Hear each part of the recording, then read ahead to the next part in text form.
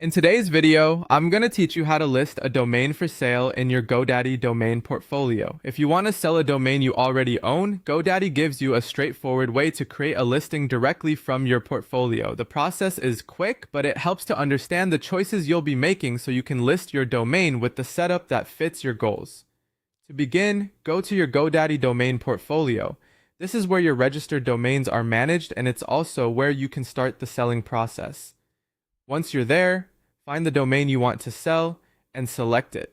Make sure you choose the correct domain before moving on, especially if you manage more than one, because the sale settings will apply only to the domain you've selected. After selecting the domain, look for the option that says List for Sale and click it. This opens the selling setup where you'll decide how buyers can purchase your domain. At this stage, GoDaddy will usually present different listing options, and it's important to choose the one that matches the kind of sale you want. You'll need to select a listing type. One option is a 7-day auction. This can be useful if you want to let buyers compete for the domain over a fixed period of time. If you choose this option, you'll also need to set a minimum bid.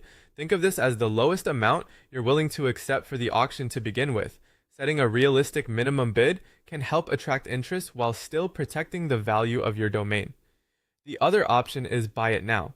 This is often the better choice if you already know the exact price you want and would rather allow someone to purchase the domain immediately without waiting through an auction. If you go with Buy It Now, enter the price carefully and double check it before submitting, since this amount tells potential buyers exactly what they'll need to pay. Once you've chosen either 7-day auction or Buy It Now, and you've entered the minimum bid or price, review the details to make sure everything looks correct.